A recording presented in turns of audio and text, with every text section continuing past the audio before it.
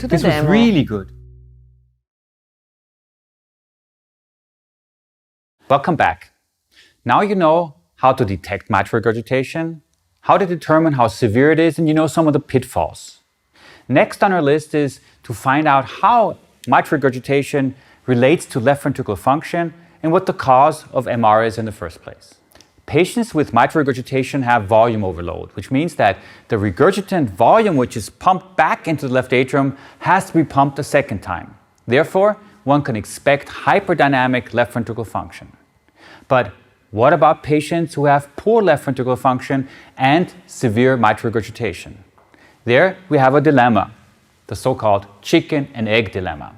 What came first, regurgitation or left ventricular dysfunction?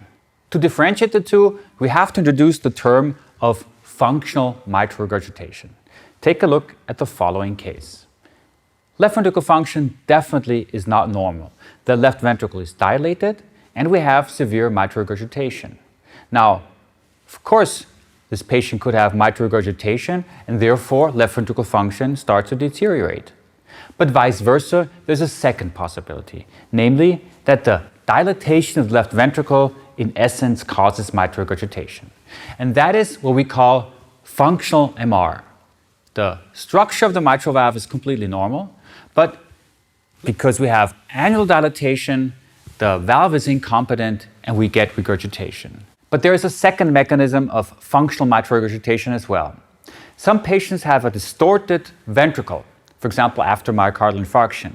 And in these patients, the papillary muscle is kind of dislocated more towards the apex, and thereby we have chordal structures which are pulling onto the mitral valve and thereby causing incompetence. We call that restrictive mitral regurgitation. Frequently, we have a combination of both restriction and annular dilatation. But whatever the mechanism is, in both cases, the valve is structurally completely normal. This patient has myocardial infarction. We see there is akinesia here. The ventricle is distorted. Therefore, the posterior leaflet is kind of restricted in its motion. In addition, the annulus is dilated. And as a consequence, we have mitral regurgitation, which is rather severe. And you see in this patient, left ventricular function is poor, not only because the patient has a scar, but also because there is hypokinesia of the remaining part of the ventricle. So mitral regurgitation in this case is definitely not a good thing to have. Functional mitral regurgitation is the first big category. The second is structural MR. Here are some examples. This is a patient who has what we call a flail leaflet.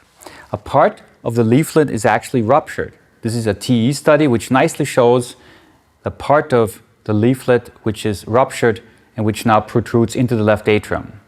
And this causes, obviously, mitral regurgitation with a jet which is pointed here towards the interatrial septum. Here's another example, again a TE study to help you look at the morphology better. A mitral valve which has a mitral valve prolapse. You see that part of the leaflet is protruding again into the left atrium. Maybe there's even a very small partial flail leaflet here. You see that the leaflet is thickened and it's structurally definitely not normal. And this is what we call structural MR. I'll show you more examples of structural MRs later, but at this point, here is rule number 4. Left ventricular dysfunction can be cause or consequence of mitral regurgitation. And we have another rule, number 5. MR can be both functional and structural. This brings me back to the patient I showed you in the first part on mitral regurgitation. Do you still remember? This is his 4-chamber view, and if you look at the mitral valve, at the morphology, you will realize that it's definitely not a normal mitral valve. It's thickened, and in the apical long axis view, I'm sure you will appreciate that part of the posterior leaflet is protruding behind the anterior leaflet, and that again we have the suspicion that this is a flail leaflet.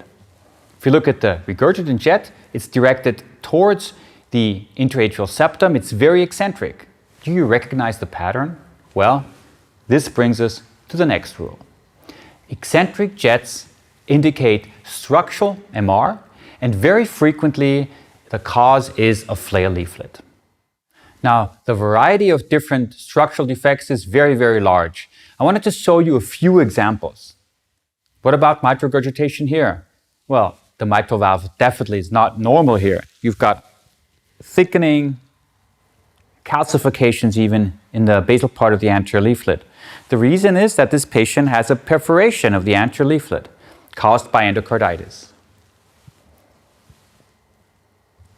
Next example. Again, a thickened mitral valve. The entire valve is thickened. We have a prolapse here, and if you look very closely, you will see that a part of this leaflet here, again, is flail. Very similar to the cases we've seen so far, an eccentric jet, severe MR, pointing towards the interatrial septum. Remember our rule? What is the problem here? It's a flail leaflet.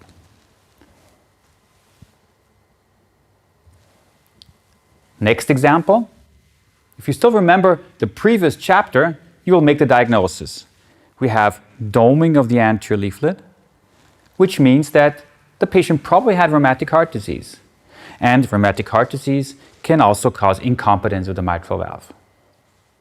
This is the problem here. What about this patient? Again, a structural defect of the mitral valve because the mitral valve is thickened, and not only is the anterior leaflet prolapsing, but also the posterior leaflet. This is an example of a classic mitral valve prolapse, or Barlow disease, or myxomatous mitral valve, as we also call it, with severe mid to late systolic mitral regurgitation. See the jet here? One last example.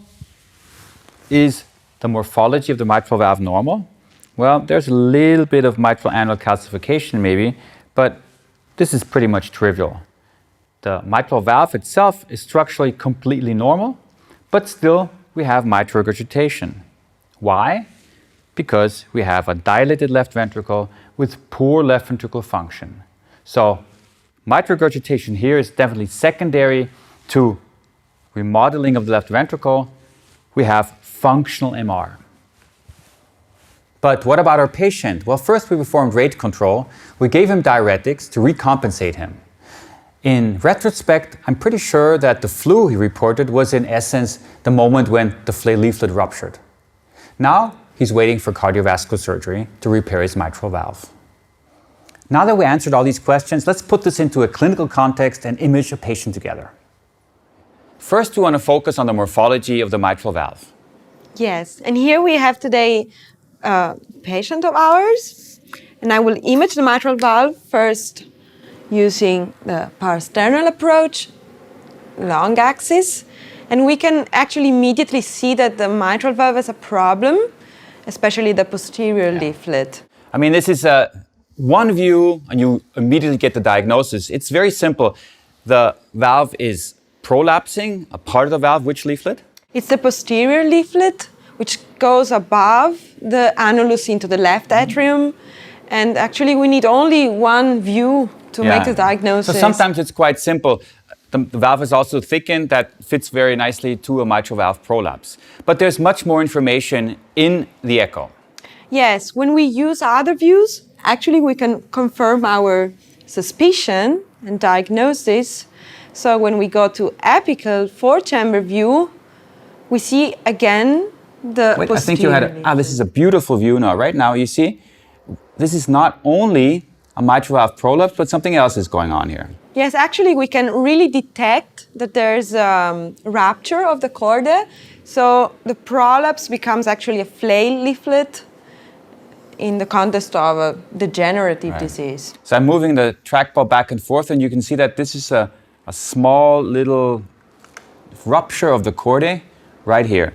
So the diagnosis is clear. We have mitral valve prolapse with a flail posterior leaflet, which obviously, as you will see later, will cause mitral regurgitation. So the key message here is the mitral valve can have a problem because there is a structural defect. Are you ready for another patient? Well, Anna, this is definitely not a normal mitral valve. Yes, it is actually. The tissue is really redundant and the leaflets are thickened. And if I tilt a bit the transducer, the problem appears.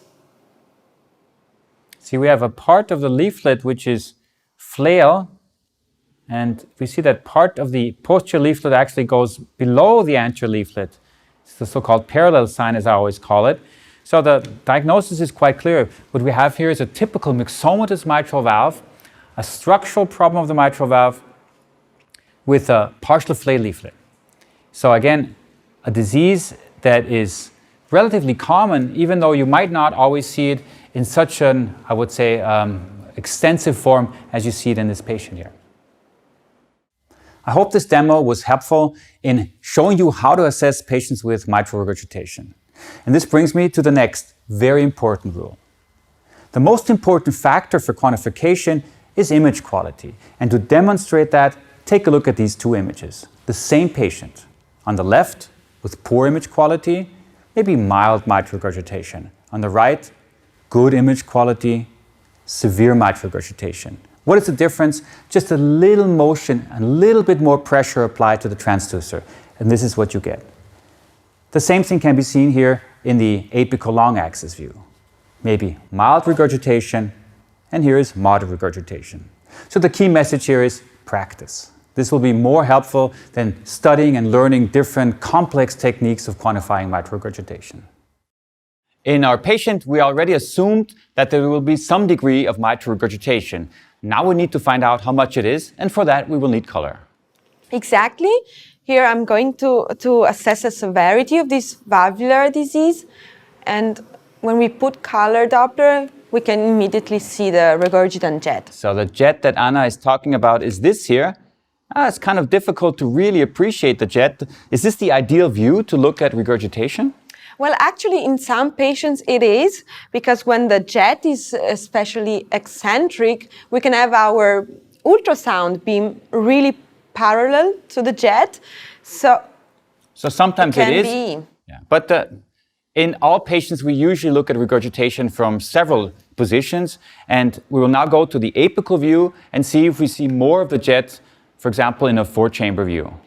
Yes, Thomas, I'll show you. The jet is, of course, confirmed here. Eccentric. It goes towards the interatrial septum. Yeah, perfect. You see, the direction of the jet is right here towards the interatrial septum. And the reason is very simple, because we have a regurgitant orifice which is pointing to the interatrial septum because there's a flayed leaflet. But how severe is regurgitation? Well, with color Doppler, it's not really easy to assess when we have eccentric jets. So remember, always scan the valve to see the maximum jet, and then focus on the proximal part of the jet, which stays in the left ventricle, because this is a good indicator of the severity. Remember our rule? This is what we should be looking for, always the proximal portions of the jet. In other words, the vena contracta here and the flow convergence zone. And in essence, we usually tend to underestimate the severity of the jet, but you know that already.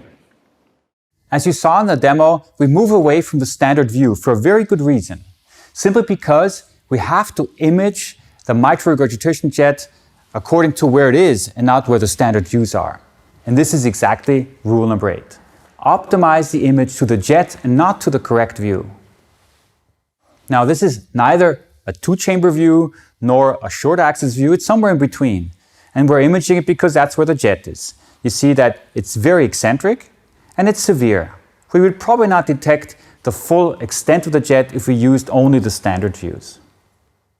Rule number 9. Use multiple views. This is understandable if you look at this 3D echo of a reconstruction of an MR jet.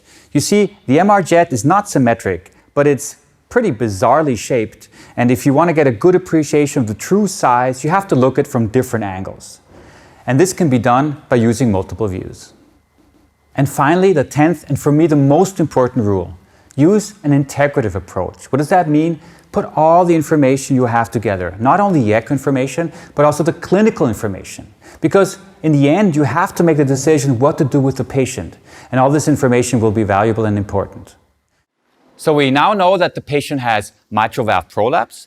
We know that mitral regurgitation is severe. The only thing we still need to find out is how good his left ventricle function is. Yes, and from the 4-chamber view, we can actually see dimensions and function of the left ventricle.